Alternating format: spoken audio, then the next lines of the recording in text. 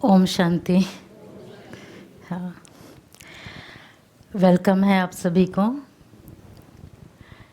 शिवरात्रि के बाद harmony house में ये पहला सत्यनारायण की कथा का प्रोग्राम है और हर चीज़ की सत्यनारायण की कथा तो क्यों की जाती है, कब की जाती है, आप सभी को पता ही है कि कोई भी घर का ओपनिंग हो या शादी के बाद की पहली पूजा हो, कभी भी ये पूजा को किया जा सकता है। तो आज हम सत्यनारायण की कथा का रहस्य भी सुनेंगे और कथा भी सुनेंगे, दोनों चीज़ें सुनेंगे कि जब भी कोई कथा कही जाती है तो उस कथा के पीछे कोई ना कोई रहस्य छुपा हुआ होता है, ये हम सभी जानते हैं। ये जो सत्यनारायण की कथा है इसका वर्णन स्कंद पुराण में आता है और कथा की शुरुआत होती है नैमिषारण्य से, जहाँ पर सनकादि मुनि अपने 88,000 शिष्यों के साथ रहते हैं। तो वहाँ जब सूत जी आते हैं तो वो उन्हें कहते हैं कि ऐसी कोई कथा सुनाओ जिससे जो वहाँ के स्टूडेंट्स हैं गुरुकुल में उनके जीवन में उन्नति हो और उनका जीवन जो है धारणा युक्त, मर्यादा युक्त बने। तो स्टूडेंट लाइफ में नियम की बहुत ज़रूरत होती है। तो सुत जी कहते हैं कि ऐसी कथा तो वो बताते हैं कि ऐसी कथा का वर्णन तो इस समय के हिसाब से एक ही है जो श्री सत्यनारायण देव की कथा है।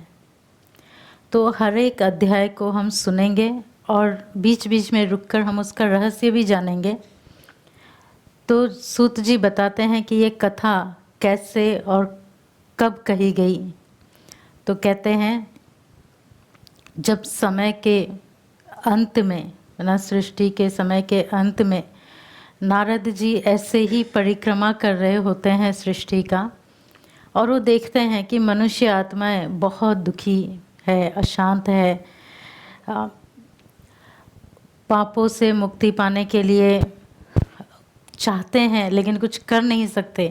तो उन्हें बड़ा दुख होता है देखकर और फिर वो विष्णु जी के पास जाते हैं और उन्हें वो कहते हैं कि मनुष्य लोक में सभी मनुष्य आत्माएं बड़े दुखी हैं, अशांत हो गए हैं। क्या ऐसा कोई व्रत है या ऐसा कोई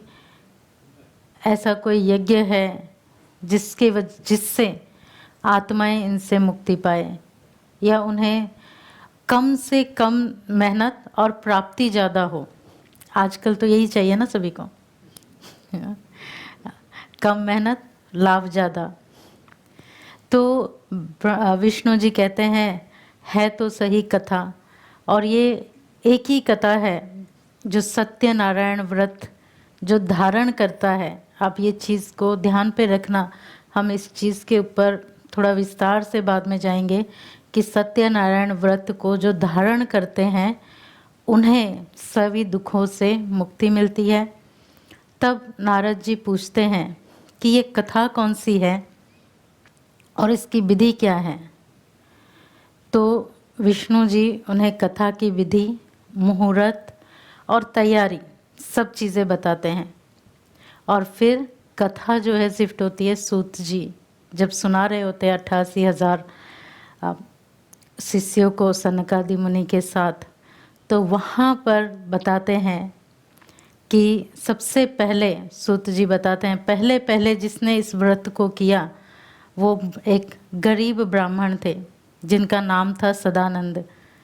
नाम सदानंद था लेकिन कभी भी आनंद में जीवन नहीं गुजरा उनका, हमेशा दुखी रहते थे, अशांत रहते थे, खाने के लिए नहीं होता था, कभी भूखे पेट भी सोना पड़ता था ब्राह्मण होने के बाद भी। तो कहा जाता है कि उनका ये दुख कष्ट देखकर भगवान जो है एक बूढ़े ब्राह्मण के रूप में अवतरित होकर उन्हें ये सत्यनारायण व्रत की कथा सुनाते हैं और वो व्रत लेने को कहते हैं। तो जब वो उस व्रत को सुनते हैं ब्राह्मण और फिर वो अंदर ही अंदर संकल्प करते हैं कि मैं ये व्रत कल ही करूँगा, कल ही मैं इस व्रत को फिर से करूँगा। तो जैसे ही वो संकल्प लेते हैं और रात को सोते हैं और सुबह जब वो मांगने जाते हैं तो उस समय उन्हें हमेशा से ज़्यादा मिलता है। जो भी दक्षिणा होती है, चावल, अनाज, हमेशा रोज़ जितना मिलता है उसके डबल ट्रिपल मिलता है। क्यों? क्योंकि उन्होंने संकल्प किया था कि उन्हें ये कथा करनी है। और जब वो कथा करते हैं तो धीरे धीरे हर महीने वो ये कथा करते हैं और कहा जाता है उनके जीवन में समृद्धि भी आती है और हमेशा आनंद में रहते हैं। अब यहाँ पर जब वो कथा करते हैं हर महीने, तो एक बार वो कथा कर रहे थे और कथा का जब पूरा हो रहा होता है, उनके घर में हमेशा लकड़हारा कभी कभी आके लकड़ी दे के जाता था। तो जिस दिन ये कथा चलती है उसी दिन वो लकड़हारा भी आया हुआ होता है। फिर जो वो रख के जाता है, उसे प्यास लगती है, पानी के लिए वो अंदर मांगता है तो उसे पानी भी मिलता, प्रसाद भी मिलता। घर में कुछ लोगों को भी देखता है और वो पूछता है कि आज क्या बात है, इतने लोग हैं और आज क्या चल रहा है आपके घर में। तो कहते हैं ये सत्यनारायण व्रत की कथा है और ब्राह्मण जी उन्हें सुनाते हैं लकड़हारा को। और कहा जाता है फिर लकड़हारा भी संकल्प करता है कि मैं भी ये व्रत ज़रूर करूँगा। वो सारा विधि सब कुछ पूछ के फिर लकड़हारा भी संकल्प करता और अपने परिवार वालों को बताता है। तो परिवार वाले भी खुश होते हैं और कहते हैं हम ज़रूर इसमें सहयोग देंगे। फिर दूसरे दिन जब वो लकड़ी काट के धनवानों के एरिया में जाता है तो वहाँ पर उसकी लकड़ी अच्छे दामों में बिकती है और उसी पैसे से वो इस व्रत को, इस कथा को करते हैं और जिससे कहा जाता है धीरे धीरे वो एक लकड़ी का बिजनेसमैन भी बन जाता है। तो कथा को यहीं पर विराम देंगे। हम देखेंगे कि किस तरह से एक ब्राह्मण और एक लकड़हारा दोनों ही इस कथा को कर सकते हैं। और ये सत्यनारायण देव की कथा है। माना जो भी आत्मा को सत्य कहा जाता है, आत्मा सत्य है। क्यों? क्योंकि वो अजर, अमर, अविनाशी है, इसलिए वो सत्य है। हमने वेदों, उपनिषदों में देखा है जो शंकराचार्य के द्वारा जो वर्णित किया गया है, जैसे उन्होंने कहा कि जो दिखता है वो असत्य है, जो नहीं दिखता वो सत्य है। तो माना वो झूठ है, मिथ्या है, सपने जैसा है। उनका कहने का भाव यह नहीं था कि पूरी दुनिया ही सपने जैसी है, लेकिन जो भी इन आँखों से देखता है वो आज है, कल नहीं रहेगा। से ये शरीर है, इन आँखों से हम इसे देख सकते हैं, लेकिन जब आज शरीर छूट जाएगा, आत्मा चली जाएगी, फिर इन आँखों से इसको देख नहीं पाएंगे। हाँ, तो उस सत्यता को, माना जहाँ आत्मा की उन्नति की बात आती है वहाँ कोई जाति, धर्म, वेद, वर्ण, उम्र नहीं होता। हर कोई इसको कर सकता है, हर कोई इसको धारण कर सकता है। फिर धीरे धीरे अब तीसरी कथा जो इस सत्यनारायण कथा की, इस व्रत की मुख्य कथा है और बड़ी लंबी कथा है, जिसके बारे में आप सभी जानते हैं। तो कथा में बताते हैं कि एक बार उल्का मुखी राजा जो थे वो नदी किनारे सत्यनारायण देव का कथा कर रहे थे और उसके बाद वहाँ पर व्यापारी जो था, साधु नाम का एक व्यापारी, वो व्यापार के लिए जा रहा था और देखता है नदी किनारे, पहले ज़माने में तो बाहर जाते थे ना अपना अपना बोट लेकर, तो जब वो जा रहा था देखता है कि राजा जो है व्रत कर रहे हैं। तो वो पूछते हैं कि ये क्या चीज़ है और आप क्यों कर रहे हैं। तो राजा कहता है ये सत्यनारायण देव की कथा है और इसको मैं प्रजा की उन्नति के लिए कर रहा हूँ। इस कथा से निर्धन को धन मिलता है, जो शक्तिवान नहीं होता उसे शक्ति मिलता है। तो व्यापारी कहता है, साधु नाम का व्यापारी था, तो व्यापारी कहता है आपको किस चीज़ की ज़रूरत है, आपके पास तो सब कुछ है, आपके पास पुत्र भी है और आपके पास संपत्ति भी है, राज्य भी है, फिर आप क्यों कर रहे हो। कभी कभी हम सोचते हैं कि हमें भगवान को तभी ही याद करना चाहिए जब हमें दुख हो। हाँ, जैसे अगर छोटी उम्र में कोई पूजा पाठ करता है, मंदिरों में जाता है, तो लोग कहते हैं उसको, अभी तुम्हें क्या ज़रूरत है, अभी तुम्हारी उम्र ही क्या है ना। तो उसी तरह राजा को भी व्यापारी पूछता है कि आपको क्यों ज़रूरत है, आप क्यों कर रहे हो, आपके पास तो सब कुछ है। राजा कहता है ये प्रजा जो है मेरी संतान के समान है, और मैं इस संतान को, मेरी प्रजा, मेरी संतानों की उन्नति हो और ये भी सुख समृद्धि से भरपूर रहे, इसलिए मैं इस कथा को कर रहा हूँ, इस व्रत को कर रहा हूँ, इस पूजा को कर रहा हूँ। और राजा उसे कहता है आप भी करो। तो व्यापारी कहता है मैं क्यों करूं, मेरे पास तो सब कुछ है, मुझे क्या ज़रूरत। तो राजा उसे कहता है कि आपके पास सब कुछ है, लेकिन उसको संभालने वाला वारिस नहीं है, तो आप क्यों ना वारिस के लिए ये व्रत करो। व्यापारी को थोड़ा अच्छा लगता है सुन के। फिर वो जाता है, अपनी वाइफ को बताता है कि ऐसा ऐसा कर, सारी समाचार सुनाता है। उसकी वाइफ कहती है हम ज़रूर करें, हम कल परसों ही करते हैं।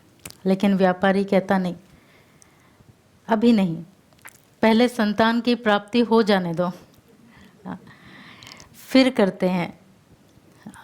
तो व्यापारी माइंड है ना, तो भगवान के पास भी क्या करते हैं, व्यापार करते हैं, बिजनेस करते हैं। तो आजकल मनुष्य आत्माएं भी आप देखो, उस तरह की भक्ति जो है जिसको अव्यभिचारी भक्ति कहते थे, वैसी नहीं रही। भक्ति में भी बिजनेस आ गया। अगर आप मेरी ये इच्छा पूरी कर दोगे तो हम ये नारियल चढ़ाएंगे, आप हमारे यहाँ ये काम कर दोगे तो हम बिजनेस में। तो अब एक बार क्या होता, एक व्यक्ति मन्नत रखता है, बहुत पहले ज़माने की बात है। उस समय नोट का इतना नहीं था, कागज़ का नोट, कॉइन, सिक्के चलते थे। तो वो कहता है, कुछ तो डील करने जा रहा होता है और भगवान को कहता है, रास्ते में मंदिर आता है तो, कि देखो मैं ये डील करने जा रहा हूँ, अगर मुझे फ़ायदा हो गया तो मैं आपको इतने का पैसा चढ़ाऊँगा। फिर जाता है, डील हो जाता है। फिर बाद में उसे लगता है मैंने तो बड़ा अच्छा कहा, ये तो होना ही था, मेरा इतना अच्छा रिलेशनशिप है। तो उसको लगता है कि मैंने भगवान से डील करके गलती कर दिया। फिर वो सोचता है अभी डील तो किया है भगवान के साथ, जाना तो पड़ेगा। तो मंदिर जाता है पैसे लेके। तो भगवान को कहता है कि देखो ये तो होना ही था, वैसे भी आप कहते हो जो होना होता है वो होता है, तो मेरा तो होना ही था, हो गया, और मैं इतना अच्छा भी हूँ, लेकिन मैंने आपके साथ डील की है तो मैं उसको तोड़ूंगा नहीं, क्योंकि मैं इसमें भी अच्छा हूँ। हाँ, परंतु आपको पैसे की क्या ज़रूरत है, हाँ, आप तो देने वाले हो ना, लेकिन फिर भी मैंने डील की है तो मैं आपको दूंगा। अगर आपको लगता है कि आपको ज़रूरत नहीं है तो आप नहीं लेना। तो वो मंदिर जाते हैं तो ऐसे होता है ना, बाउंड्री की उस साइड नहीं जा पाएंगे। तो सोचता है देखो मैं ये पैसे फेंक रहा हूँ, आपको जितने चाहिए आप ले लेना, जितने नहीं चाहिए वो बाउंड्री के इस साइड फेंक देना, तो मैं रख लूँगा, मुझे लगेगा आपको ज़रूरत नहीं है।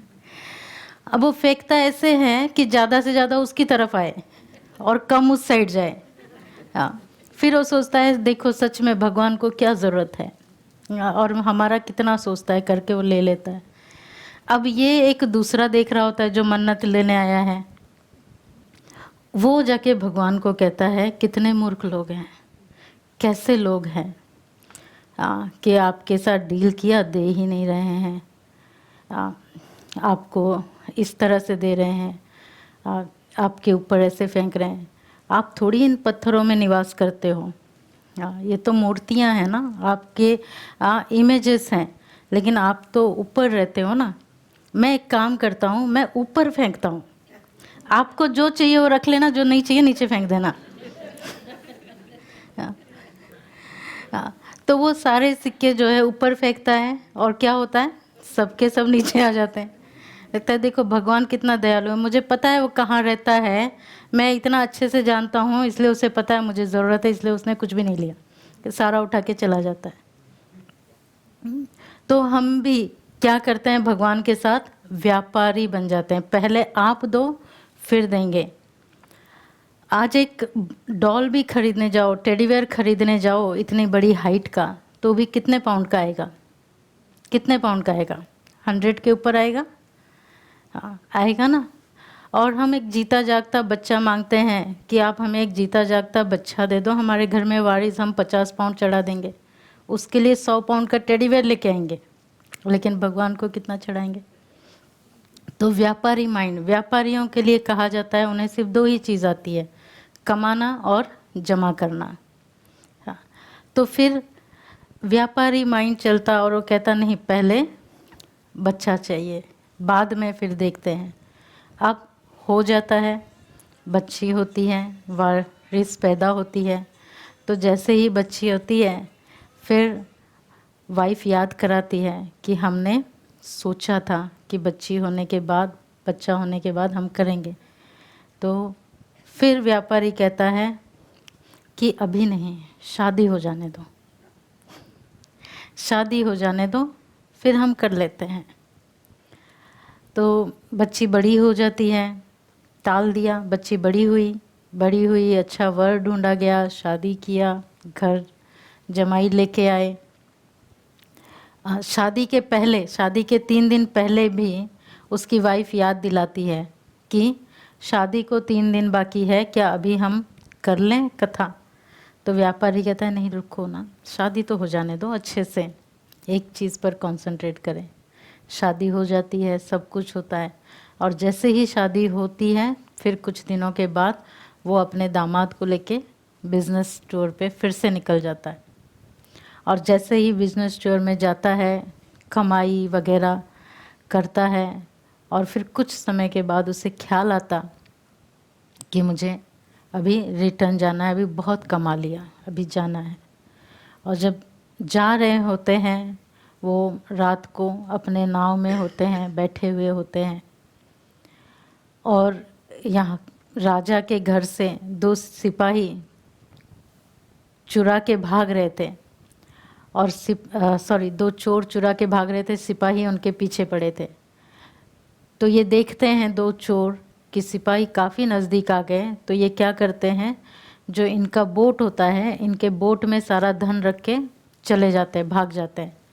और जब सिपाही आते हैं उस जगह पर, वो देखते हैं कि यहाँ पर तो ये दोनों हैं, और फिर वहाँ ढूंढते हैं, क्योंकि चोर भी 2 थे, ये भी 2 हैं।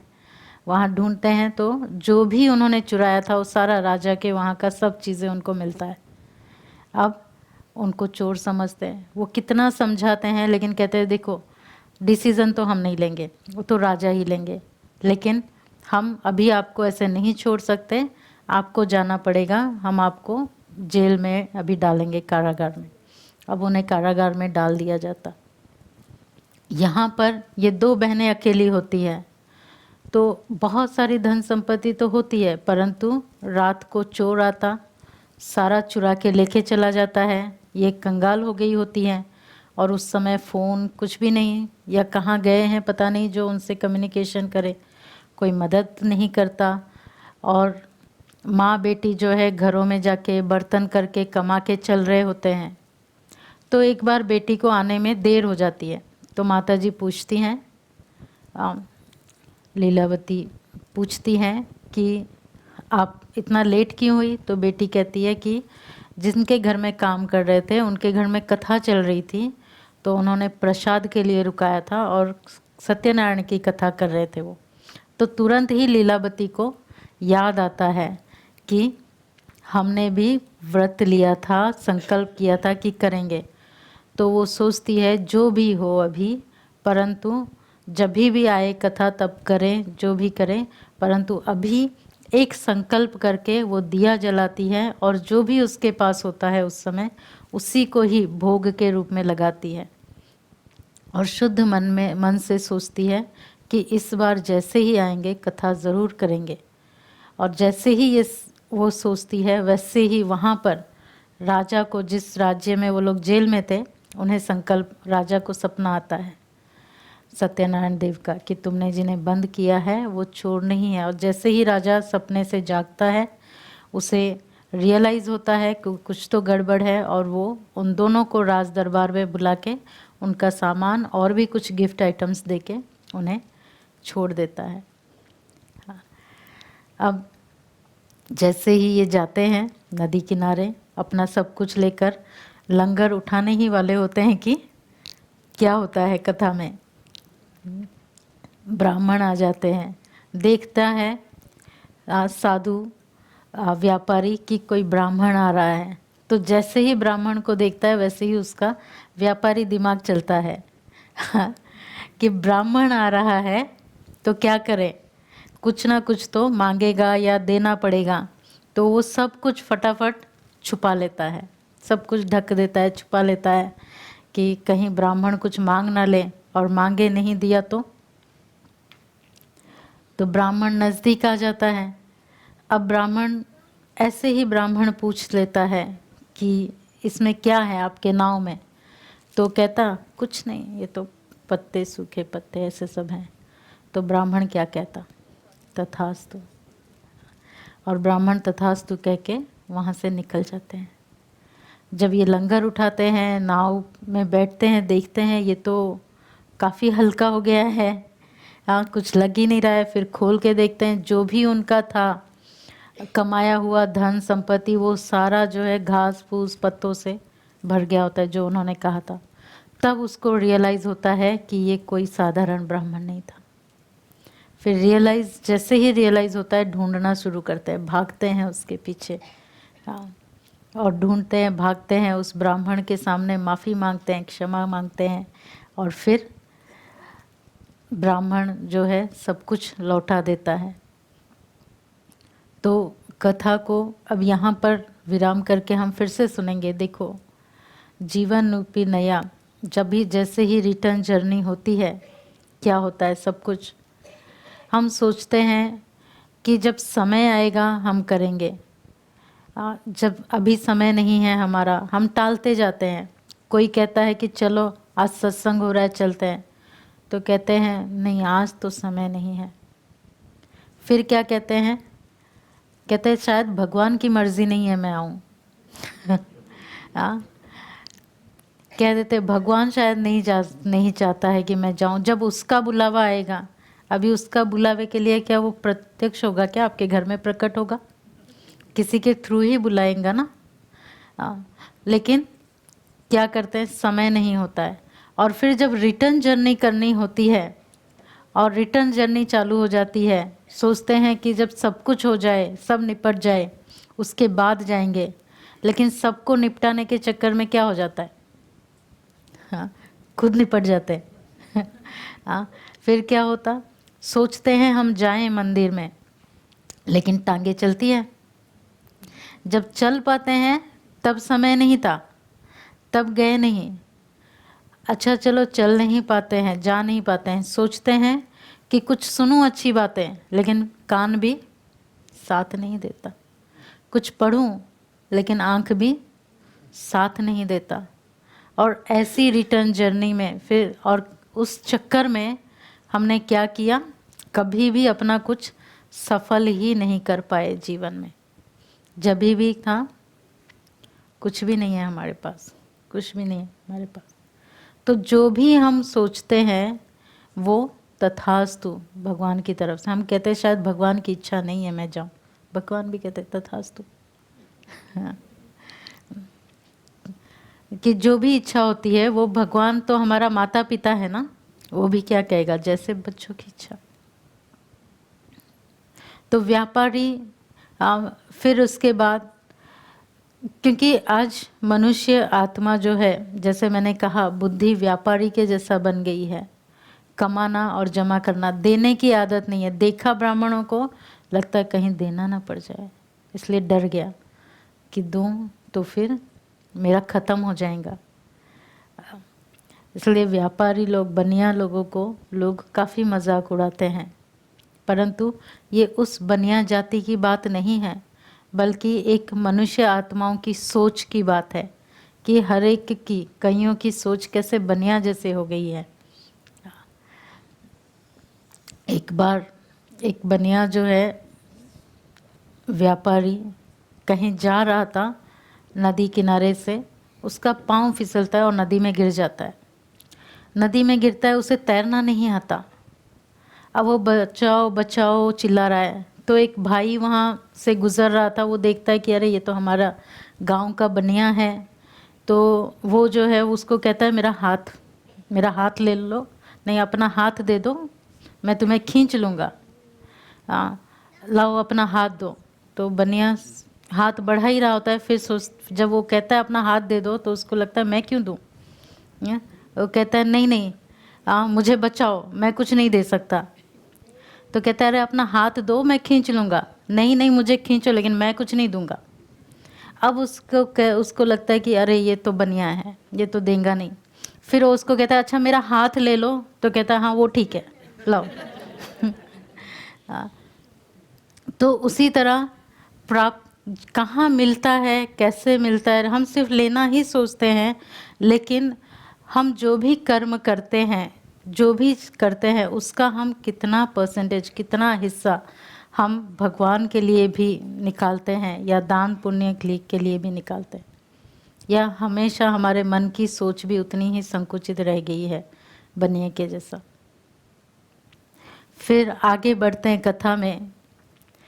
अब बनिया जो है अपने दामाद के साथ रिटर्न हो रहा होता है।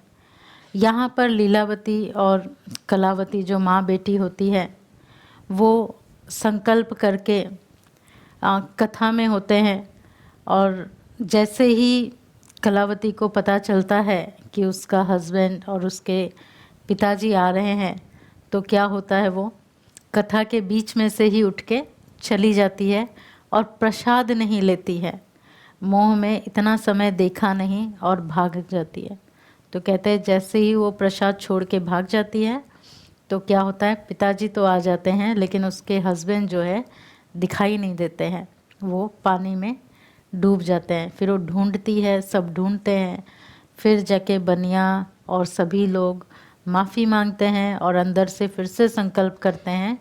तब जाके उनके दामाद जो है बाहर आते हैं, और फिर उसके बाद वो सत्यनारायण की कथा करके फिर जीवन सुखी से गुजारते हैं। अब इस कहानी का जो सबसे छोटा सा पार्ट है,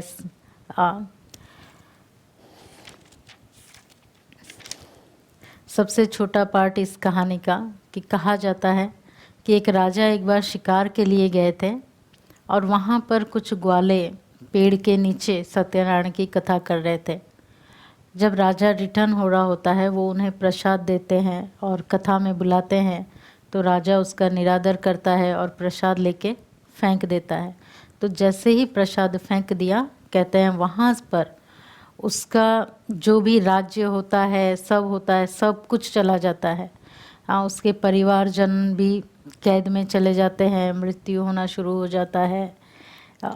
और जो राज्य पर किसी दूसरे राजा का अटैक होता है, राज्य भी छीन जाता है। मंत्री भाग के आके बताते हैं, और फिर उसको पता चलता है कि मैंने प्रसाद का निरादर किया, इसके लिए शायद मेरे साथ ऐसा हुआ। फिर वो भाग के जाता है और वो प्रसाद जो चींटियाँ खा रही थी उसमें से निकाल के प्रसाद खाता है, और जैसे ही वो प्रसाद खाता है, धीरे धीरे उसके जीवन में भी सुधार आता है। तो ये थी जो हम सत्यनारायण की कथा सुनते हैं, ये चारों सत्यनारायण की कथा। तो अब सत्यनारायण की कथा के लिए जो विधि बताई गई कि क्या होना चाहिए विधि में और क्या चाहिए सत्यनारायण की कथा करने के लिए, तो जो विष्णु जी ने नारद जी को बताया था, ये तो हमने उनकी कथा सुनी जिन्होंने किया था। हाँ, उनके साथ क्या क्या हुआ, ठीक है ना। लेकिन वो कौन सी कथा थी, कौन सी बात थी जो उन्होंने किया, जो ये प्राप्ति हुई, वो कौन सी कथा थी जो निर्धन धनवान बन गया, संतानहीन को संतान हो गया, जो कमज़ोर शक्तिहीन थे उनको शक्ति मिल गई, राज्य मिल गया। तो वो कौन सी कथा थी जो स्वयं विष्णु जी ने नारद जी को सुनाई थी। तो सबसे पहले जो कथा की विधि उन्होंने बताई थी कि इस कथा में क्या क्या चाहिए। ये कथा जो है सत्यनारायण की कथा, बहुत सिंपल है, इसमें ज़्यादा कुछ नहीं चाहिए। लक्ष्मी नारायण का पिक्चर, फिर 2 कलश, नारियल, प्रसाद, आपके घर में कुछ भी हो, कोई भी फ्रूट हो, कुछ भी हो वो चाहिए, और फिर नवग्रह की स्थापना, और बस इतना ही चाहिए इस प्रसाद, इस कथा में, इससे ज़्यादा कुछ नहीं चाहिए। और फिर मुहूर्त, क्योंकि कोई भी कथा के लिए मुहूर्त होता है ना, तो मुहूर्त कौन सा चाहिए? देखो मनुष्य, हम जीवन में आत्माएं हर चीज़ के लिए मुहूर्त ढूंढते हैं। नामकरण के लिए मुहूर्त देखते हैं, जनेऊ डालना होता है ब्राह्मणों को, मुहूर्त देखते हैं, शादी के लिए मुहूर्त देखते हैं, है ना, हर कोई भी फंक्शन त्यौहार करना हो उसके लिए मुहूर्त देखते हैं। लेकिन आने और जाने का कोई मुहूर्त होता है? मरने के लिए मुहूर्त देखते हैं, आज का दिन अच्छा नहीं है, कल मरूंगा। या माँ के गर्भ में सोचते हैं, नहीं नहीं आज तो मंडे है, जाते ही काम पे ना लगा दे, संडे को जाऊंगा। तो उसमें हम मुहूर्त नहीं देखते हैं। तो आने और जाने का कोई मुहूर्त नहीं होता, बाकी हर समय हम मुहूर्त के लिए ढूंढते रहते हैं। तो इस कथा को करने के लिए कोई मुहूर्त की ज़रूरत नहीं है। जिस समय जब भी मन में श्रद्धा भाव उत्पन्न हो, श्रद्धा से, सत्य व्रत से, और जब वातावरण अच्छा हो, अनुकूल हो, उस समय आप इस व्रत को कर सकते हो। इसके लिए खास कोई मुहूर्त की ज़रूरत नहीं है, खास कोई ब्राह्मणों की भी ज़रूरत नहीं है। आप अपने हिसाब से भी इस कथा को कर सकते हो। और ये कथा इतनी लाभदायक है, इतनी लाभदायक है क्योंकि ये एक ऐसी कथा है, जब कहा जाता है कि जब विष्णु जी को पूछा गया कली काल में, जब मनुष्य की बुद्धि, कली काल का क्यों समय का पूछा गया, जो नारद जी ने विष्णु जी से पूछा था, ऐसी कोई बात बताएं जो कली काल में बुद्धिहीन मनुष्य, जो पढ़े लिखे नहीं भी हो, वो भी कैसे उद्धार कर सके, उनका भी कैसे उद्धार हो। तो इस टाइप की कोई कथा सुनाओ, कोई व्रत सुनाओ। तो क्यों कलिकाल? समय, एक समय चलता था जहाँ वेद और स्मृतियों का प्रचलन ज़्यादा था, कि लोग सुनकर याद रख लेते थे, है ना, सुनकर याद रख लेते थे और सुना भी देते थे वैसा ही। फिर आया लिखत का, राइटिंग का। तो जो वेद शास्त्र लिखे गए थे वो किस भाषा में लिखे गए थे? संस्कृत में। तो समय के साथ साथ जैसे जैसे समय आगे बढ़ता गया, जैसे जैसे कलिकाल आगे बढ़ता गया, वैसे वैसे मनुष्य की बुद्धि भी कम होती गई। और बुद्धि कम होने की वजह से जो वेदों शास्त्रों में जो ज्ञान है वो समझ नहीं पाएंगे उस समय के मनुष्य, जो इस समय के मनुष्य। अभी देखो आज किस किस को, अपना छोड़ो, अपने घर के किसी एक सदस्य का फ़ोन नंबर याद हो? हाँ, किस किस को याद है? वो एक दूसरे का याद है। हाँ, पहले जब लैंडलाइन था कितने नंबर्स याद थे? कितने नंबर्स याद थे? हाँ, अभी जिनको आप ऐसे ही डायल कर लेते थे, अभी उनका नंबर, मुझे अपना नंबर याद करने के लिए 5 साल लगे, अभी मुझे याद है, लेकिन मुझे लग गए। पहले तो सोचते थे क्यों करना है, फिर अभी रियलाइज़ हो रहा है कि अपना नंबर याद करके क्या फ़ायदा, दूसरे का याद करना चाहिए, टाइम पे वो मदद करेगा ना, हम फंसेंगे तो अभी कितने साल में याद करेगी पता नहीं। हाँ, तो याद शक्ति, बुद्धि की शक्ति क्षीण होती गई, बुद्धि कमज़ोर होती गई। तो जो हमारे पूर्वज थे, जो ऋषि मुनियाँ थे, उन्हें इस चीज़ का आभास था कि जो आने वाली पीढ़ी होंगी वो उनकी बुद्धि कम होती जाएंगी, तो इसके लिए उनको समझाने के लिए, वो इस चीज़ से विमुख ना हो जाए, तो ये सारा कर्म कांड, जो है वो कराया। नहीं तो आप देखेंगे पहले के ज़माने में इस तरह से कर्मकांड नहीं होते थे, सिर्फ बैठ के तपस्या ही करते थे और वेदों का, शास्त्रों का, जो भी है मंत्रों का चांट करते थे बस। ये यज्ञ तप ये सब अभी अभी 500-600 साल पहले ही निकला। उसके पहले इतना सब नहीं, सिर्फ मंत्रों को सीख लिया, चांट कर लिया, उतना काफ़ी था। लेकिन इसके माध्यम से भी वो समझे, इसलिए ये कर्म कांड को दिखाया गया है ताकि कर सके।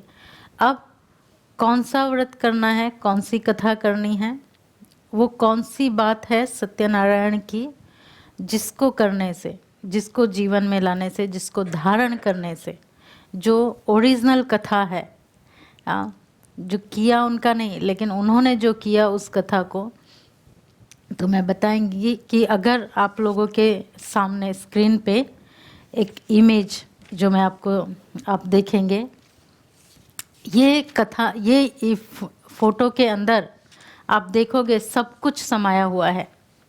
पूरा ज्ञान जो है, जो व्रत का, इस फोटो में है। अब इस फोटो में आप क्या देख रहे हैं कि विष्णु जी क्षीर सागर पर शेष सैया में लेटे हुए हैं। तो जैसे बताया, एक तो आप देखो तो हम किसी इशारों की भाषा होती है, दूसरा अभी मुख से बोल के भाषा होती है, ये चित्रों के द्वारा भाषा बनाई गई है। तो कई चीज़ें चित्रों के द्वारा हमें समझाया गया है शास्त्रों में।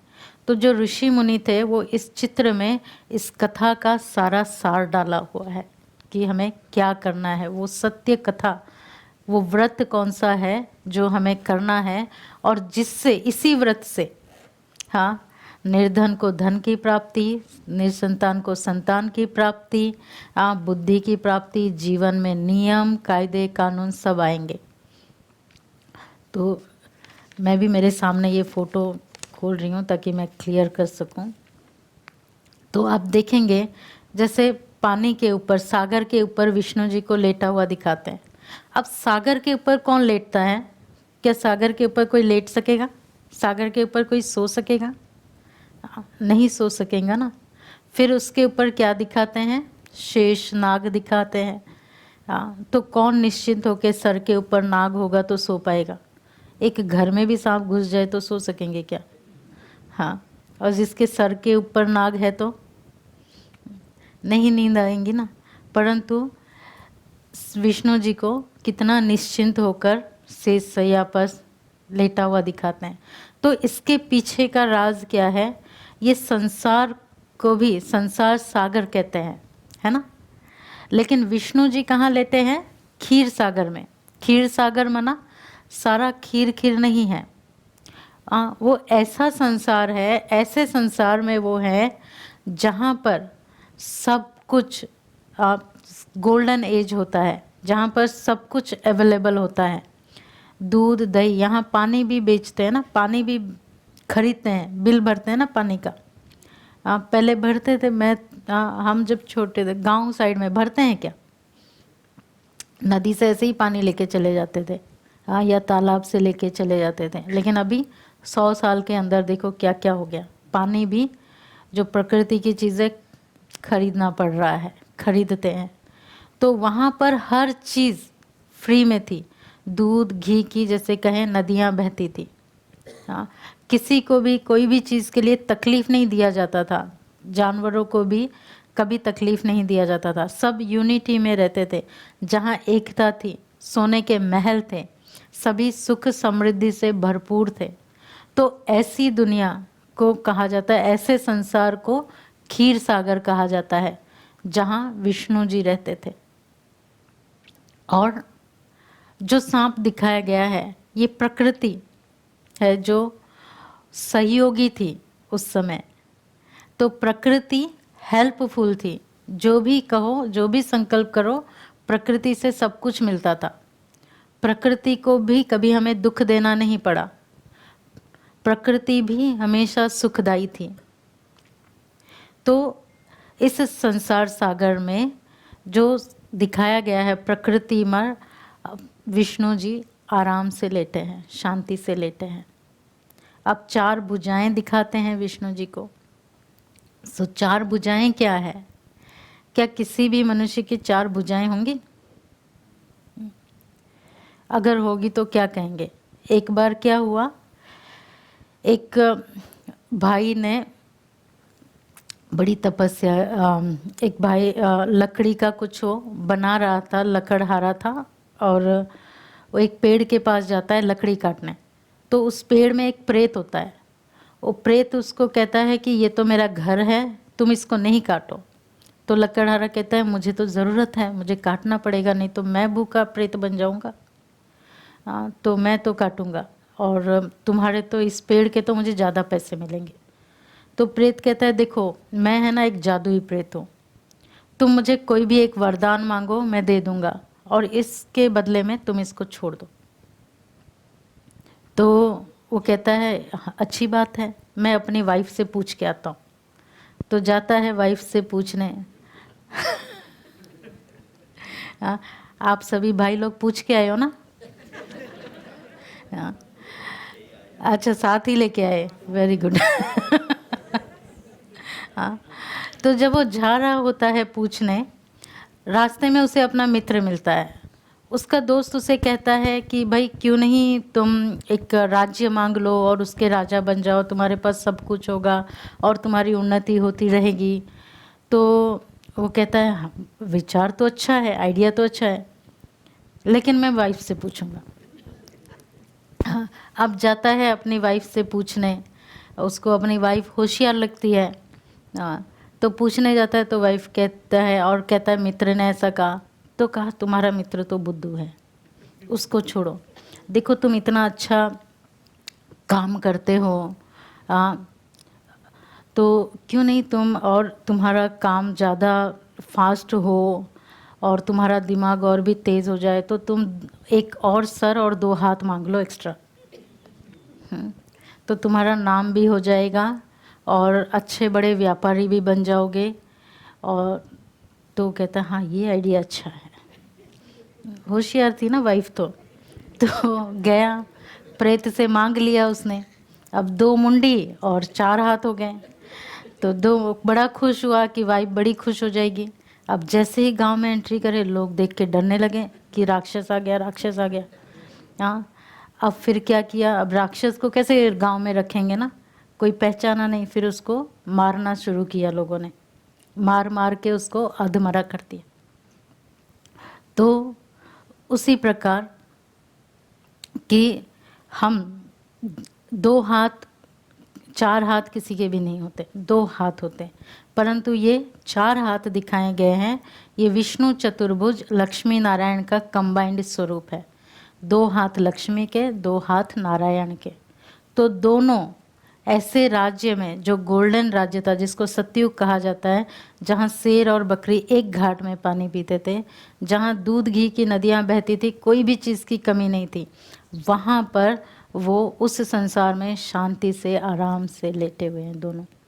इसलिए दिखाते हैं ना, शास्त्रों में कहते हैं कि लक्ष्मी जी जो है विष्णु जी के राइट साइड से निकली, 2 हाथ दिखाते हैं।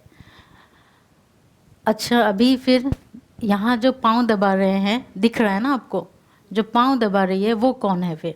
अब लक्ष्मी जी, ये तो कंबाइंड स्वरूप हो गया, 2 हाथ लक्ष्मी के, 2 हाथ नारायण के। अब देखोगे देवी देवताओं को भुजाएं दिखाते हैं, असुरों को सर ज़्यादा दिखाते हैं। हाँ, दिमाग लगाएंगे ज़्यादा। जैसे आजकल आप कोई भी कार्य करो ना, तो आके उसमें राय सलाह देंगे, लेकिन हाथ नहीं बटाएंगे। हाँ, आप कुछ भी काम कर रहे हो, कहेंगे इस टाइप से करो ना तो जल्दी कर पाओगे। अच्छा मैं चलता हूँ, मदद कोई नहीं, हाथ नहीं। लेकिन देवताएं सहयोग की निशानी है, हाथ देंगे, मदद करेंगे, इसलिए देवताओं को भुजाएं ज़्यादा दिखाते हैं। तो ये विष्णु चतुर्भुज लक्ष्मी नारायण के कंबाइंड स्वरूप है।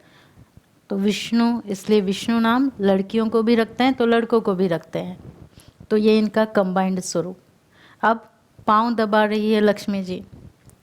अब नारायण जी ने ऐसा कौन सा मेहनत का काम किया जो पाँव दबाना, और कंटिन्यू पाँव दबा रही है, इतना पाँव में दर्द। हाँ, अगर विष्णु जी खुद ही इतने पेन में थे तो उनसे हम हेल्थ कैसे मांगे? तो कोई ऐसा नहीं कि कंटिन्यू उनके पांव दबा रहे हैं, चरणों में हैं, नहीं। ये यहाँ पर इस लक्ष्मी का अर्थ है धन की लक्ष्मी। वहाँ पर उस राज्य में धन का स्थान पांव में था, पांव के पास। हाँ, वहाँ बहनों को, अपनी पत्नियों को पहला दर्जा देते थे गोल्डन एज में, इसलिए पहले लक्ष्मी फिर नारायण। अब जहाँ नाम ही पहले लक्ष्मी नारायण हो, वहाँ नारायण कैसे अपनी वाइफ से पाँव के नीचे रख के पाँव दबाएंगे? नहीं, ये धन की लक्ष्मी का प्रतीक है जो उनके लिए वो पाँव के पास था, उसकी वैल्यू वहाँ थी। आज धन कमाने के लिए लोग कुछ भी कर सकते हैं, कुछ भी करते हैं। आज धन के पीछे पीछे लोग भागते हैं, लेकिन जहाँ मर्यादा थी, सम्मान था एक दूसरे के प्रति, साथी बन के रहते थे। हाँ, वहाँ ऐसा नहीं कहते थे कि पति परमेश्वर है, नहीं, वहाँ साथी बन के रहते थे, साथ साथ चलते थे दोनों। हर किसी को एक ही जैसा सम्मान मिलता था वहाँ पर, और एक दूसरे का सम्मान करते थे। वहाँ धन की लक्ष्मी वो पीछे पीछे जाती थी। वैसे भी हमारे शास्त्रों में क्या कहते हैं, जहाँ नारी की पूजा होती है, सम्मान होता है, वहाँ अपने आप देवता रमण करते हैं। माना हर कोई देवता, धन की लक्ष्मी भी कहा गया ना देवता, हर कोई, विद्या, हर कोई वहाँ पर रहता है उस जगह पर। तो ये धन की लक्ष्मी का प्रतीक है। और फिर आप देखेंगे कि विष्णु की नाभि से ब्रह्मा निकले कमल के फूल से। बताते हैं विष्णु पुराण में, जब विष्णु की नाभि से ब्रह्मा निकले, प्रकट हुए, तब ब्रह्मा ने देखा, सोचा कि देखा कि यहाँ क्या है, मैं कौन हूँ। हाँ, उन्होंने नीचे देखा तो उन्हें विष्णु जी दिखाई दिए। तो विष्णु जी को पूछते हैं कि मैं कौन हूँ? तो विष्णु जी ने कहा, आप मैं ही हूँ, आप तत्वम, आप मैं हूँ, मैं आप हूँ, हम दोनों एक ही हैं। ब्रह्मा सो विष्णु, विष्णु सो ब्रह्मा। तो यहाँ पर ब्रह्मा सो विष्णु, तो ब्रह्मा जो है वो नर रूप है नारायण का, और नारायण जो है वो ब्रह्मा का संपूर्ण रूप, नारायण रूप है। तो थोड़ी सी बात कन्फ्यूजिंग लग रही है, लेकिन हम सिंपल रीति से इसको समझाएंगे थोड़ा डिटेल में। देखो, जब श्री कृष्ण का जन्म होने वाला था तो उस समय देवकी और वासुदेव को नारायण का साक्षात्कार हुआ, है ना। और उन्होंने कहा कि मैं जन्म लेने वाला हूँ। तब वो गर्भवती थी, उन्होंने कहा मैं जन्म लेने वाला हूँ, मैं आने वाला हूँ। तो इसका मतलब ये नहीं कि नारायण की आत्मा अलग और कृष्ण की आत्मा अलग थी, नहीं, एक ही आत्मा थी ना। वही आत्मा ने उसमें प्रवेश किया और कृष्ण का जन्म हुआ। तो नाभि से ब्रह्मा निकला, यानी ये जर्नी है सत्यनारायण की, ये जर्नी है नर से नारायण की। और इस कहाँ पर, और इसलिए आप देखोगे ब्रह्मा नर रूप है, इसलिए आप देखोगे ब्रह्मा की पूजा नहीं होती है, किसी मनुष्य की पूजा नहीं होती है, देहधारियों की। लेकिन देवताएं देहधारी हैं, फिर भी उनकी पूजा होती है। क्यों? क्योंकि उनके जीवन में वो पवित्रता थी, सत्यता थी। उसी शिव पुराण में क्या दिखाते हैं कि जब ब्रह्मा विष्णु जी प्रकट हुए तो ब्रह्मा जी जो है नीचे की ओर, विष्णु जी ऊपर की ओर चक्कर लगाने गए कि कहाँ आदि मध्य अंत है ज्योति का, जिन्होंने उनको जन्म दिया। तो कहते हैं कि उस समय जो स्टोरी है, शायद आप लोगों को याद, शॉर्ट फॉर्म में मैं सुनाएंगी, कि केतकी का फूल भी उस समय नीचे गिर रहा था। ब्रह्मा जी उसे पूछते हैं कि आप कहाँ से गिर रहे हो? तो केतकी का फूल कहता है मुझे भी पता नहीं मैं कहाँ से आई। तो ब्रह्मा कहते हैं कि आप है ना विष्णु जी के सामने कह देना कि मैंने अंत पा लिया है। तो साक्षी लेके वो जब जाते हैं तब क्या होता है, ब्रह्मा जी झूठ कहते हैं, और जब नारायण का टर्न आता है वो क्या कहते हैं, वो जो है जैसा है सत्य बता देते हैं। जबकि उनको ये भी कहा गया था जो भी सत्य बताएगा वो प्रथम पूज्य बनेगा या उसकी महिमा होगी, परंतु फिर भी नारायण ने उस चीज़ का मोह नहीं किया। जो सत्य था वो सत्य जैसे का वैसा रख दिया। और इसलिए कहा जाता है कि ब्रह्मा की पूजा नहीं हुई उस समय से। क्योंकि ब्रह्मा के अंदर जो कलियुगी गुण है, तमो प्रधानता के गुण है। ब्रह्मा जी के लिए भी कहते हैं कि जब उन्होंने सृष्टि रची या किसी स्त्री के 5 मुख थे उनके अंदर विकारी भावना आई और वो स्त्री को ही देखने लगे, तो त्रिशूल से उनका 5वां मुख भी, तो विकारी भावना भी आई, असत्यता भी आई, तो तमो प्रधानता आ गई थी जीवन में। तब जाके इसलिए ब्रह्मा को आप देखेंगे दाढ़ी मूछ दिखाते हैं। देवताओं को कभी भी दाढ़ी मूछ नहीं दिखाएंगे, कोई भी देवताओं को। शास्त्रों में कहा गया है दाढ़ी मूछ जो है वो रजो प्रधानता की निशानी है। जब आत्मा का स्टेज गिरता है, आत्मा सतो प्रधान से जब रजो प्रधान में जाती है तो धीरे धीरे उसके अंदर रजो प्रधानता के गुण की वजह से, रजो प्रधानता आने की वजह से भाइयों में दाढ़ी मूछ आता और बहनें जो है वो रजो स्टेज को प्राप्त करती है, जिसकी वजह से उनके अंदर विषय वासनाएं उत्पन्न होती है।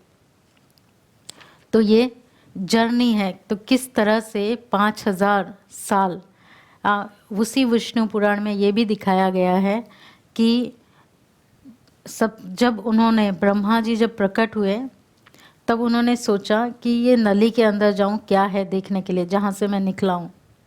तो कहते हैं वो नली के अंदर घुस गए देखने और 5000 साल तक उसमें ही रहे, उनको समझ में ही नहीं आया कि कहाँ जाए। अब आप देखो इतनी छोटी सी नली में इतना 4 मुख वाला ब्रह्मा कहाँ से घुसेगा, कहाँ से घुसेंगे। हाँ, लेकिन वो घुसे और देखे। तो इसके पीछे जो है, इसके पीछे सारे रहस्य है जो इस चित्र में दिखाए गए हैं। जिस तरह से जब कोई चित्रकार को दिखाना होता है आंधी तूफान आया हुआ है तो चित्रकार दिखाता है ना, तो उसी तरह ये चित्रों में भी सारा रहस्य इस चित्र में भरा पड़ा है कि किस तरह से विष्णु जब गोल्डन एज में थे वही आत्मा थी, नारायण की आत्मा थी, लेकिन इस समय भी वही आत्मा है परंतु शरीर बदल गया है। जैसे विष्णु जी के 24 अवतार बताते हैं ना, तो आत्मा तो वही है लेकिन शरीर कॉस्ट्यूम बदला, तो उसी तरह ये कॉस्ट्यूम बदलता है। इसलिए भले ब्रह्मा है लेकिन ब्रह्मा की पूजा, क्योंकि नर का रूप है इसलिए उनकी पूजा नहीं होती। अब देखेंगे कि ब्रह्मा जो है वो कमल के फूल के ऊपर दिखाया गया है। ब्रह्मा को 4 मुख दिखाया गया है, दाढ़ी वाला दिखाया गया है, कमल के फूल के ऊपर। अब नाभि से कमल का फूल, जिस तरह से विष्णु जी जहाँ लेटे हैं उसको क्या कहते हैं, क्षीर सागर कहते हैं। परंतु आज के संसार को क्या कहेंगे, आज के संसार को, हाँ जैसे मैंने बताया वो सागर जो है संसार सागर है, तो उसको उस समय सभी सतो प्रधान आत्माएं थी, गोल्डन एज था, सुख समृद्धि थी, सभी के जीवन में सत्यता पवित्रता थी, तो उसको क्षीर सागर कहा गया। और आज के संसार को क्या कहा जाएगा, विषय सागर। हाँ, मना जहाँ विषय विकार स्वार्थ हर चीज़ के ऊपर सोचेंगे क्या फ़ायदा है, जाएंगे क्या मिलेगा। हर समय आप किसी को कुछ पूछो तो कहेंगे क्यों करना है, क्या मिलेगा, क्या फ़ायदा होने वाला है, यही सोचेंगे ना। तो जहाँ हर चीज़ के पीछे विषय छुपा हुआ है यानी स्वार्थ छुपा हुआ है, चाहे कोई पूजा भी करते हैं, भगवान को याद करते हैं, किसी की सेवा भी करते हैं, तो हर चीज़ के पीछे जैसे बताते हैं ना कि दान पुण्य भी करते समय क्या लेते हैं, सेल्फी लेते हैं, अपने सोशल मीडिया में डालेंगे कि मैंने दान दिया, एक प्रैक्टिकल जो मैंने देखा है वो एग्जांपल हमेशा मैं सुनाती हूँ, अभी भी सुनाएंगे आपको। कि एक बार हम बॉम्बे में मंदिर में हम कोर्स करा रहे थे, जो हमारा राजयोगा का कोर्स है।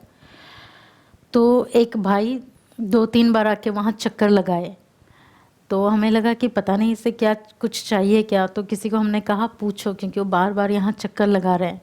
तो उनको पूछा, उसने कहा नहीं नहीं मुझे कुछ नहीं चाहिए, आप कैरी ऑन करो। तो फिर से वो आ जाए 5 मिनट के बाद।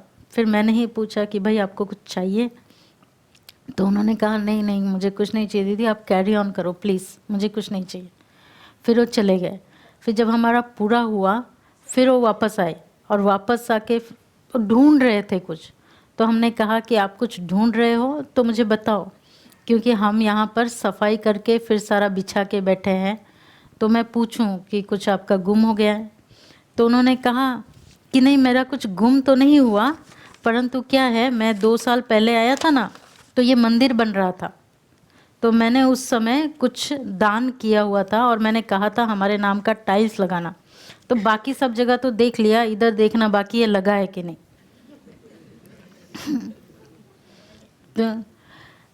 तो मना देना है, लेकिन हमारे नाम का कुछ लगाओ। आप देखेंगे संस्था की ये विशेषता है कि गुप्त दान महापुण्य। इतना सब कुछ बना है लेकिन किसी का नाम नहीं लगा हुआ मिलेगा आपको कहीं पर भी। क्यों? क्योंकि नाम के लिए नहीं दिया गया, गुप्त दान किया है। जो भी सब किसी ना किसी का, सभी का तो धन लगा है ना, किसी का कम किसी का ज़्यादा कैपेसिटी के हिसाब से, परंतु आप देखेंगे कहीं भी लेबल नहीं है। हाँ, कहीं भी स्वार्थ नहीं है, तो निस्वार्थ भावना। तो विषय सागर माना जहाँ पर विषय हो, कुछ ना कुछ चाहिए तो ही हम उसको कर सकते हैं। तो वो है मनुष्य क्वालिटी, नर क्वालिटी। तो ये नर सत्यनारायण की कथा, ये एक ही ऐसे कथा है और इतना पुण्यदायी कथा है जिस कथा में नर से कैसे नारायण बने वो बताया जाता है। ये वो व्रत है कि सत्यता के व्रत को धारण करना है।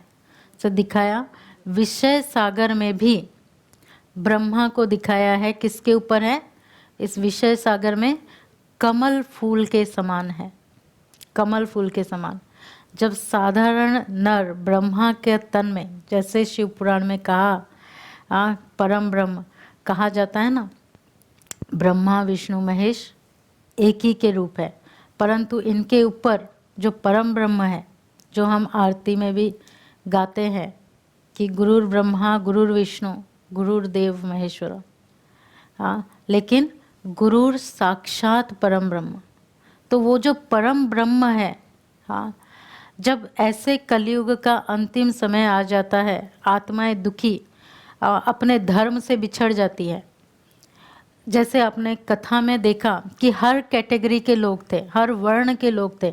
2 राजा थे, एक लकड़हारा था शूद्र जाति का था, एक व्यापारी था, एक ब्राह्मण था। तो हर वर्ण के लोग थे। तो ये हर वर्ण के लोगों ने इस कथा को किया।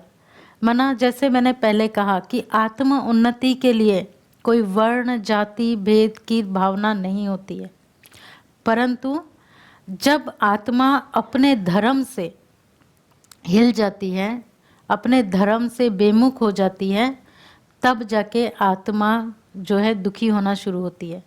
और फिर जब दुखी होती है तब वो परम ब्रह्म स्वयं प्रकट होते हैं, जिसको शिव पुराण में कहा मैं ब्रह्मा के ललाट से प्रकट होता हूँ। तो वही आत्मा जो विष्णु की आत्मा जो नर स्वरूप में होती है तमो प्रधान स्टेज में, उसी का ही ललाट में परम ब्रह्म प्रकट होते और वो सत्य ज्ञान सुनाते हैं, लक्ष्य देते हैं हमें। कहते हैं कि भगवान ने जब हमें रचना की थी, मनुष्य की रचना की थी या हमारी रचना की थी आत्माओं की, तो अपने ओन इमेज को रचना किया था। कहते हैं ना, हिज ओन इमेज को उसने बनाया था। तो इतनी सुंदर रचना थी।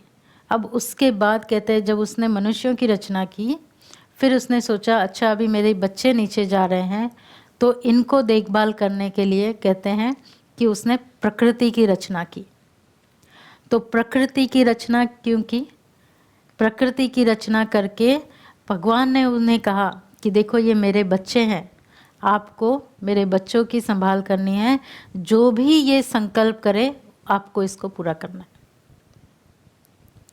तो प्रकृति उस समय जो गोल्डन एज था, सतयुग था, तो प्रकृति उस समय बहुत सहयोगी थी, जो भी संकल्प करते वो पूरा करती। इसलिए आप देखोगे कभी भी लक्ष्मी को ये कहते हुए नहीं सुना होगा कोई भी शास्त्रों में कि चलो अभी मुझे खाना बनाने जाना है, हाँ, या नारायण को नहीं कहते हुए सुना होगा मुझे हल जोतने जाना है, या वह कोई देवी देवताओं को नहीं। क्यों? क्योंकि प्रकृति से उन्हें जो चाहिए वो सब कुछ मिल जाता था, कोई भी मेहनत नहीं करनी पड़ती थी। फिर जैसे जैसे आत्मा की स्टेज, जैसे जैसे समय बीतता गया, सतयुग, त्रेता, द्वापर, कलयुग, द्वापर में आते गए, फिर आत्मा के अंदर जैसे जैसे लेयर चढ़ता गया बॉडी कॉन्शियस का, फिर क्या हुआ कि हम अपने लिए नहीं दूसरों के लिए सोचने लगे कि इसको दुख दे, इसको कहते हैं ना, हाँ, दूसरे का बुरा सोचने लगे। तो जब दूसरों का बुरा सोचने लगे, अब भगवान ने प्रकृति को क्या कहा था कि मेरे बच्चे जो भी संकल्प करें वो पूरा करना।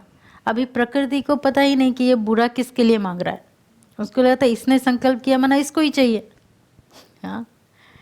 तो वो चीज़ फिर क्या होती है, रिटर्न में हमें ही मिलती है। तो कहा गया कि यूनिवर्स में आप जो भी चीज़ें भेजो वो आपके पास ही रिटर्न में आती है। इसलिए खास पूजा में सबसे पहले नवग्रह की स्थापना करते हैं कि नवग्रह के द्वारा हम इस प्रकृति को भी, जो हमारी सहयोगी साथी इतने समय से है, उसको भी हम शुभ भावना, शुभकामना दें, उसको भी हम अच्छे वाइब्रेशन दें, क्योंकि इसको भी परमात्मा ने हमारे लिए रचा कि हमें हमारी इच्छा पूरी करे, संकल्प हमारा पूरा करे। तो इसलिए नवग्रह की स्थापना होती है। फिर उसके बाद जैसे मैंने कहा, परमात्मा ब्रह्मा के तन में प्रकट होकर हमें लक्ष्य देते हैं सत्यता का व्रत धारण करने की जीवन में। तो लक्ष्य क्या है? नारायण जैसा कर्म करना, हाँ। नर ऐसी करनी करे जो नारायण जैसा बने, नारी ऐसी करनी करे जो लक्ष्मी जैसी बने। लक्ष्मी नारायण तो नहीं बन सकते ना, वो तो है ही, लेकिन उनके जैसा तो बन सकते हैं, उनके जैसा। तो वो लक्ष्य है हमारा। इसलिए क्या कहा, सत्य नारायण, पहले ही मैंने कहा था, याद रखना, सत्य नारायण व्रत को धारण करना है, मना अपने जीवन में लाना है। तो जो नारायण की क्वालिटीज़ हैं, क्या दिखाते हैं नारायण के? चतुर्भुज दिखाते हैं ना नारायण को। जो चतुर्भुज में चारों भुजाओं में क्या क्या दिखाते हैं? चक्र दिखाते हैं। तो स्वदर्शन चक्र, इसको स्वदर्शन चक्र भी कहते हैं और सुदर्शन चक्र भी कहते हैं। तो स्वदर्शन चक्र माना अपने आप की चेकिंग करना, अपने आप को परिवर्तन करना, और सुदर्शन चक्र माना जब भी आप दूसरों को देखो उसमें अच्छाई ही देखो, गुणों को देखो। कहते हैं अगर सुदर्शन चक्र सामने गया तो सामने वाले का गला काटेगा, अगर उल्टा चल गया तो खुद का ही गला काट देगा, हाँ। तो सुदर्शन माना जब भी सामने देखो उनकी अच्छाई देखो, और अपने आप को देखो, और अपने आप को चेंज करते जाओ, चेक करते जाओ और चेंज करते जाओ। फिर गदा दिखाते हैं। देखो गदा जो है वो ताकत, जिसके पास गदा सबसे ज़्यादा ताकत वाला अस्त्र शस्त्र है। धनुष बाण सब में, तीर तलवार सब में गदा सबसे ज़्यादा ताकत वाला है, हाँ। तो गदा कैसा होता है? गोल होता है ना, हाँ। आप तीर तलवार निकालो तो आपको सोचना पड़ता है कि लक्ष्य साधूं, इसको इसमें लगाऊं, म्यान से तलवार निकालूं। लेकिन गदा के लिए कैसे भी उठा के आप मार सकते हो, है ना, कैसे भी उठाकर, आपको सोचना नहीं पड़ेगा, हाँ, कि कौन से साइड से मारूं, तब तक कोई नज़दीक आके आपको ही ना मार दे। तो शक्तिशाली और एवर रेडी, माना कहीं से भी आप, तो जो भी बुराई अवगुण, जो हमारे नेगेटिव थॉट्स है, विषय विकार है, ये काम क्रोध लोभ मोह अहंकार, इनके ऊपर विजय प्राप्त करना। तो ये गदा की निशानी है कि विजय नारायण ने इन चीज़ों पर, लक्ष्मी नारायण दोनों ने इन चीज़ों पर विजय प्राप्त की हुई थी। उनके अंदर ये वासना विषय विकार ये सब नहीं था। तो जो भी जब भी उन्होंने दूसरों को देखा, अच्छा ही देखा, अच्छा ही वर्णन किया।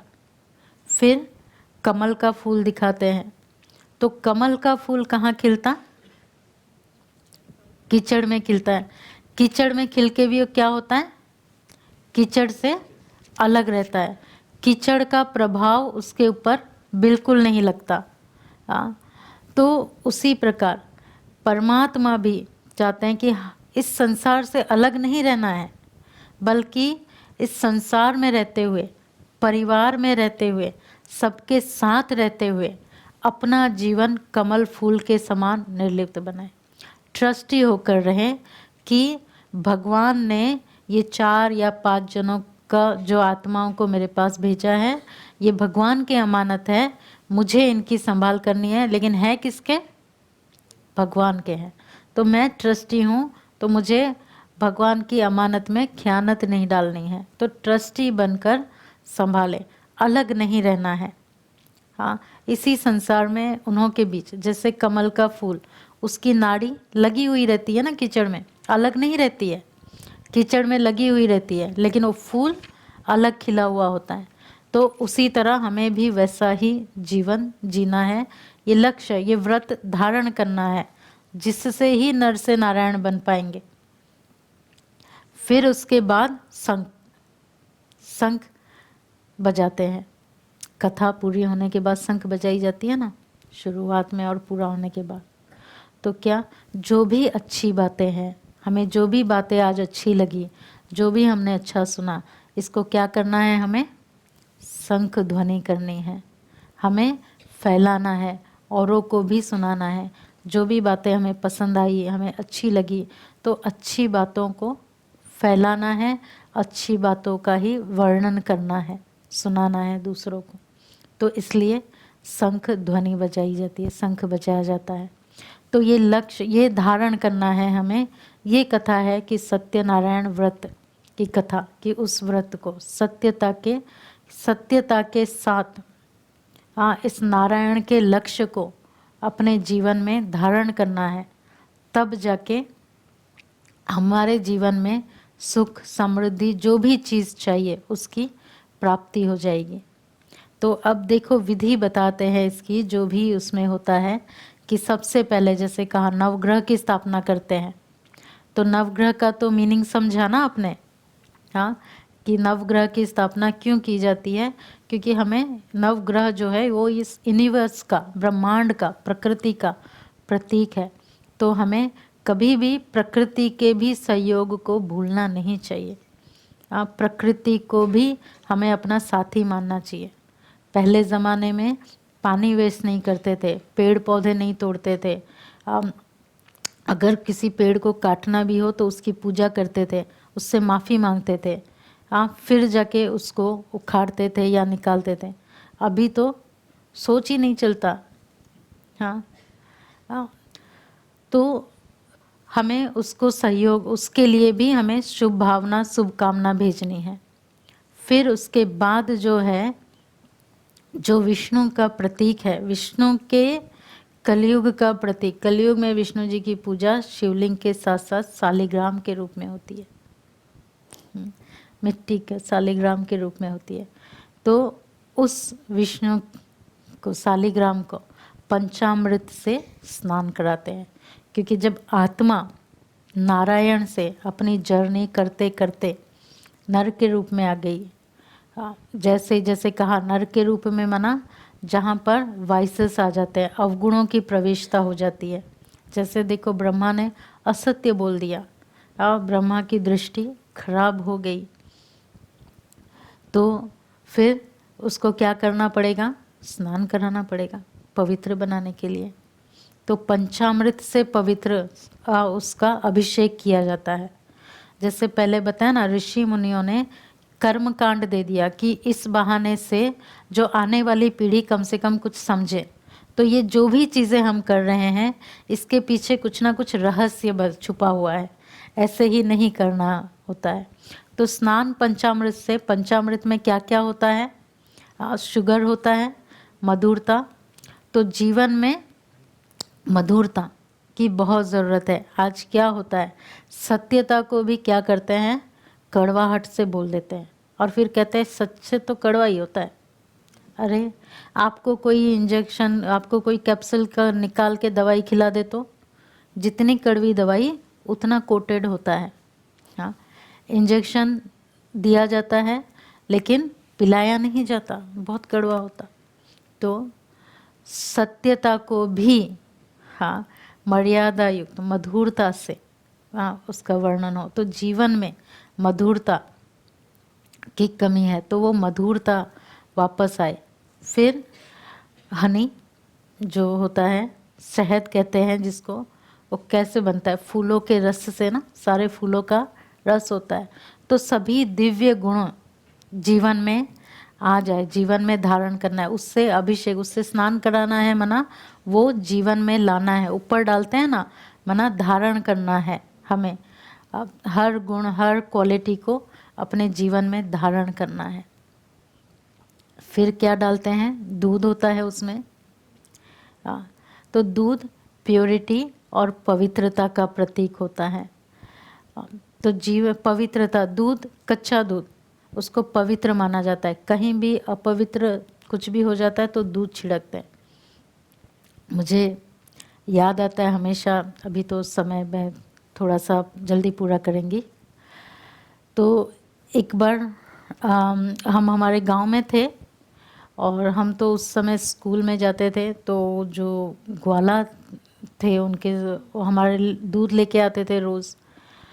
तो हम ब्राह्मण थे, तो जब उनकी बच्ची आई थी साथ में, मेरे ही जैसी छोटी थी, तो मैंने उसके हाथ से दूध ले लिया। तो हमारी माता जी ने देख लिया, उसने कहा कि आपने उसको छुआ। मैंने कहा तो क्या हुआ, हम बॉम्बे में पले बड़े और एक गांव में ये सब चलता, हमें तो पता ही नहीं। उन्होंने कहा तो क्या हुआ, तो आपको भी छूती हूँ।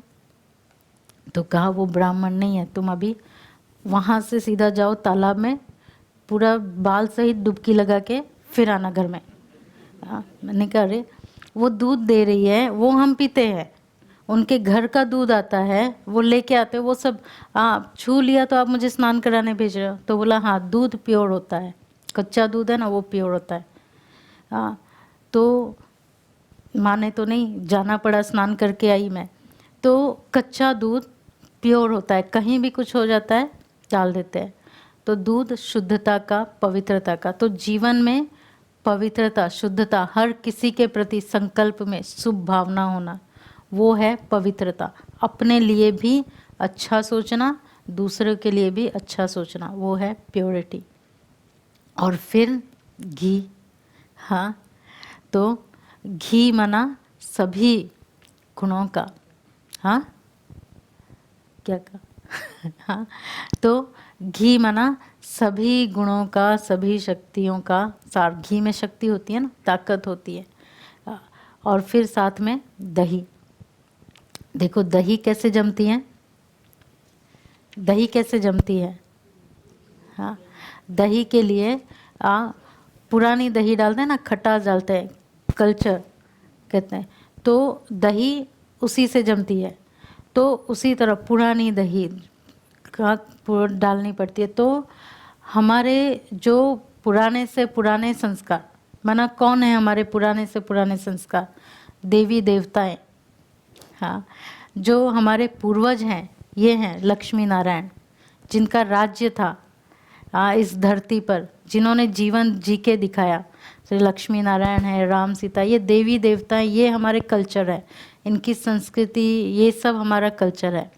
तो उसको अपने जीवन में धारण करना फिर से। तो इस तरह से अभिषेक करते हैं, ताकि अभिषेक करना मना धारण करना। फिर आप देखेंगे 2 कलश रखते हैं। तो जो राइट साइड में कलश होता है उसमें दिया जलाते हैं और लेफ्ट साइड वाले में नारियल रखा जाता है। तो ये कलश जो है हमारे शरीर का प्रतीक है, यहाँ से यहाँ तक। और आप देखोगे उसके ऊपर पत्ता, 5 पत्ता रखते हैं, या तो आम का रखते हैं या पेरू का रखते हैं। तो ये 5 पत्ता जो है वो दर्शाते हैं हमारे वहाँ के 5 कर्मेंद्रियों को। हाँ, फिर उसके ऊपर जो है नारियल रखते हैं। तो नारियल को क्या कहते हैं? नारियल को खोपड़ी भी कहते हैं। तो आप देखोगे इसकी खोपड़ी, ये क्या है? छोटी बालन खोपड़ी के ऊपर। हाँ, तो आप जब इस खोपड़ी को, माना इसके बाल को खोलेंगे, सॉरी खोपड़ी को नहीं, तो 3 डॉट्स, 3 आंखें दिखाते हैं। उसमें 2 बंद होती है, 1 खुली होती है। हाँ, तो वो तीसरा नेत्र का होता है। और ये जो है नारियल के अंदर आप देखोगे जो नारियल होता है वो ओवल शेप का कोल होता है। तो जब वो रस निकल जाता है तो नारियल को क्या करते हैं? जला देते हैं। नारियल कुछ काम का नहीं होता। तो और फिर उसके अपोजिट, उसके राइट साइड में क्या दिखाते हैं? सेम चीज़ें, कलश हैं, 5 कर्मेंद्रियां हैं, परंतु लाइट माना आत्मा की ज्योति जग रही है, आत्मा जागृत अवस्था में है। तो ये नारियल है, समझ रहे हो ना? रियल, जो रियल नहीं है। हाँ, रियल नहीं है। रियल क्या है? वो है।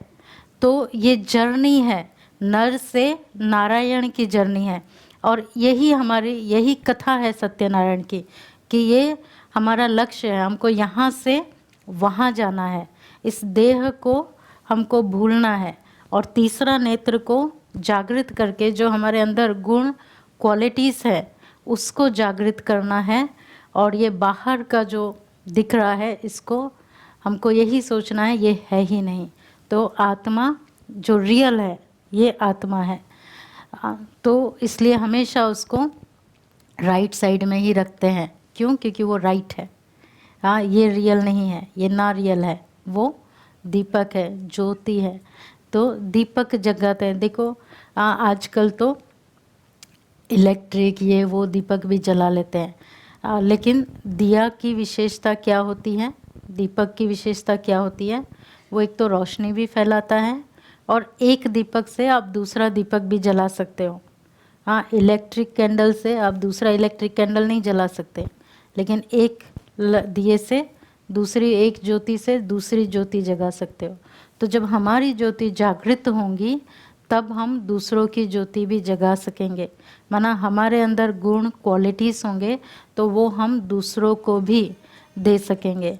फिर उसके बाद आरती करते हैं, और आरती करने के बाद आप देखेंगे फिर से तिलक लगाता है यजमान, ब्राह्मण यजमान को, कि आप ये भूलना नहीं, ये रियल है, ये क्या है? नारियल है। हाँ, ये रियल है।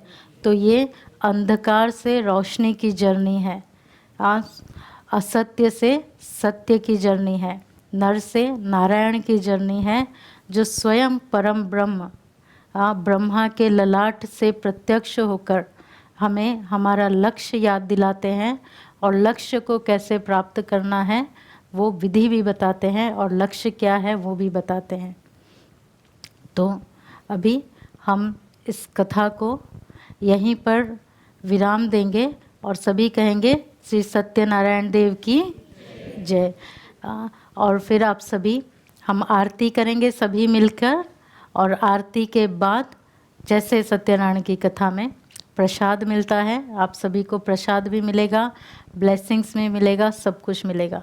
इस कथा में आप देखोगे खास केले के पत्ते यूज़ होते हैं। ये तो देखो कैसे पत्ते हैं, इस देश में ऐसे ही मिलेंगे। ये रियल है। हाँ रियल केले के पत्ते हैं, लेकिन लग रहे हैं पान के पत्ते जैसे छोटे छोटे, परंतु ये रियल है।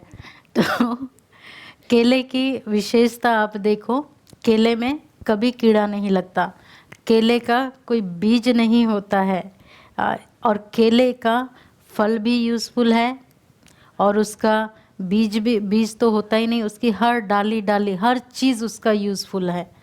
तो इसलिए नारायण की कथा में जब हम हमारा संपूर्ण जीवन यूज़फुल बना देते हैं, तब जाके वो जो बताया कि निर्धन को धन की प्राप्ति, शक्तिहीन को शक्ति की प्राप्ति और जीवन में समृद्धि आ जाती है। तो ये वो रियल कथा है जिससे प्राप्ति होती है। तो सभी को फिर से एक बार धन्यवाद और थैंक यू। अभी हम सभी मिलकर आरती करेंगे। जैसे कहा, आरती के बाद फिर आप सभी को असर्स गाइड करेंगे, तो आप आके आरती लेते हुए, फिर प्रसाद लेते हुए, ब्लेसिंग्स लेते हुए फिर जाना। और एक विशेष सूचनाएं हैं 2-3। नीचे हमारा बुक शॉप ओपन है। अगर आपको कोई भी बुक्स वगैरह कुछ भी चाहिए, इंग्लिश, हिंदी, सीडीज सब कुछ अवेलेबल है, आप वहाँ एक चक्कर लगा सकते हैं।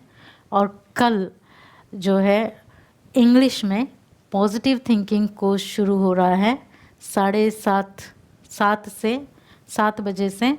तो आप आ सकते हैं यहाँ पर एट पर्सन, रिसेप्शन में आप आना, आपको गाइड किया जाएगा कहाँ जाना है। और कल हिंदी में राजयोगा मेडिटेशन सेशन शुरू हो रहा है दोपहर को 2 से 3 जूम पे। उसके फ्लायर्स नीचे अवेलेबल है, आप लेके जा सकते हैं। और फिर शाम को 6 से 7 जूम पे इंग्लिश में कोर्स अवेलेबल है। तो हिंदी, इंग्लिश और पॉजिटिव थिंकिंग। तो देखो कितनी सब चीज़ों की, प्रसाद के साथ साथ दूसरा प्रसाद, आत्मा की उन्नति का प्रसाद, ये पेट का प्रसाद, ये यहाँ का प्रसाद, तो दोनों प्रसाद अवेलेबल है। आपको जो भी चाहिए वो आप जो भी कोर्स अटेंड करना है आप कर सकते हो। तो ओम शांति सभी को, थैंक यू। तो आप सभी शांति से बैठेंगे, हम आरती कर लेते हैं।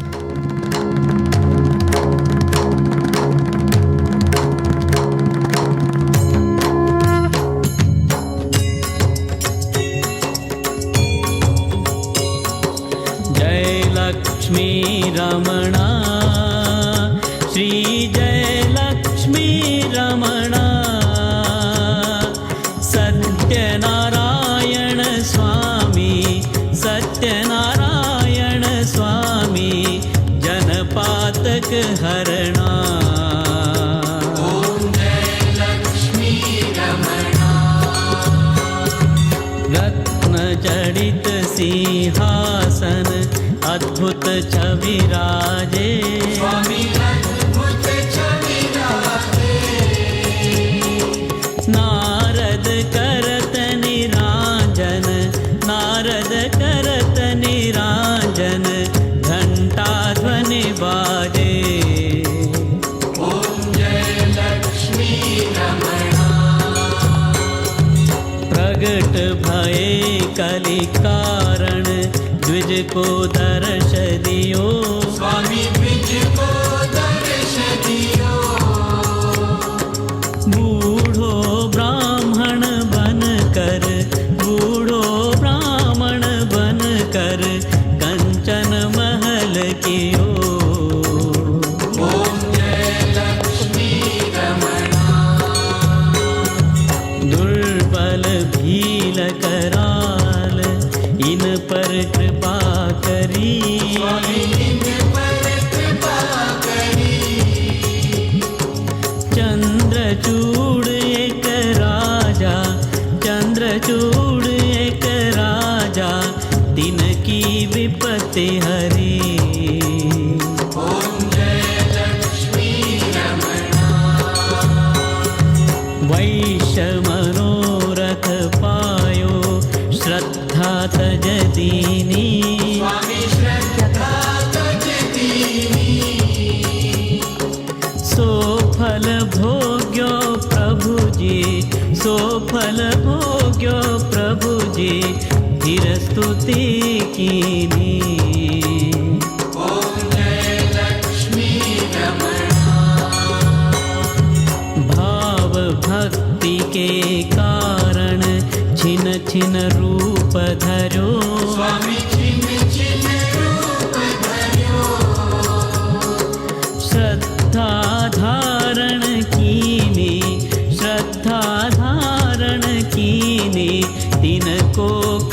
राज सरो ॐ जय लक्ष्मी रमणा। बाल बाल संग राजा वन में भक्ति करी स्वामी वन में भक्ति करी। मन वांछित फल दीना मन वांछित फल दीना दीन दयाल हरि ॐ जय लक्ष्मी रमणा। चढ़त प्रसाद सवायो कदली फल मेवा स्वामी कदली फल मेवा।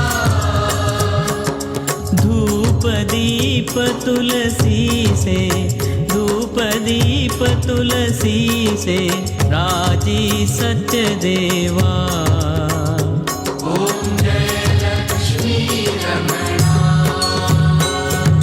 श्री सत्यनारायण जी की आरती जो कोई नर गावे स्वामी जो कोई नर गावे। कहत शिवानंद स्वामी कहत शिवानंद स्वामी मन वांछित फल पावे ॐ जय लक्ष्मी रमणा।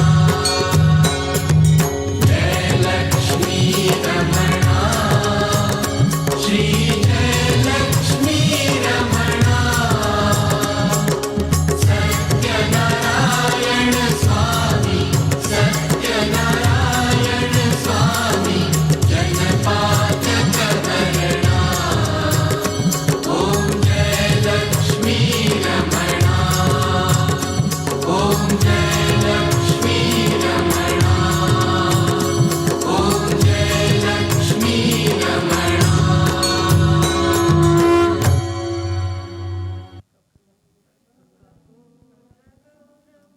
करुणावतारं संसारसारं भुजगेन्द्रहारं सदा वसन्तं हृदयारविन्दे भवं भवानी सहितं नमामि।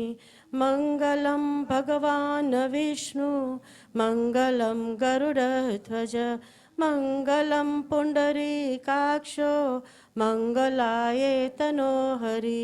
सर्वमङ्गलमाङ्गल्ये शिवे सर्वार्थसाधिके शरण्ये त्र्यम्बके गौरी नारायणी नमोऽस्तुते नारायणी नमोऽस्तुते। ॐ यानि कानि च पापानि जन्मान्तरकृतानि च तानि सर्वाणि नश्यन्तु प्रदक्षिणं प्रदे प्रदे। तमेव माता च पिता तमेव तमेव बन्धुर्च सखार्तमेव तमेव विद्या द्रविणं तमेव तमेव सर्व मम देव देव। कायेन वाचा मनसेन्द्रिये वा बुद्ध्यात्मना वा प्रकृति स्वभावा करोमि यद्यं सकलं परस्मै नारायणायेति समर्पयामि। सर्वे भवन्तु सुखिनः सर्वे सन्तु निरामया सर्वे भद्राणि पश्यन्तु मा कश्चित् दुःखभाग् भवेत्। गुरुर्ब्रह्मा गुरुर्विष्णु गुरुदेवो महेश्वराय गुरुर्साक्षात् परब्रह्मा तस्मै श्री गुरुवे नमः। ओम द्यो शांति अंतरिक्ष गुण शांति पृथ्वी शांति ओ सदयव शांति वनस्पतयः शांतिर्विश्वे देवाः शांति ब्रह्म शांति सर्वगुण शांति शांतिरेव शांति सामा शांतिरेधि। ओ